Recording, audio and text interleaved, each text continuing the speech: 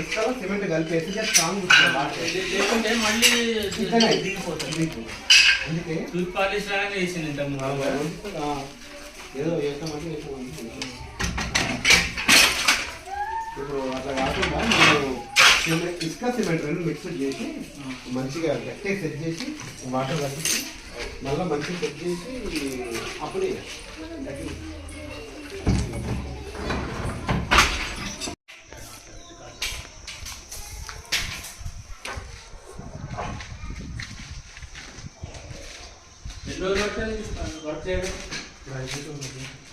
ఈరోజు అయిపోతుంది విండోలు అవన్నీ మొత్తం ప్యాకింగ్ చేయాలి.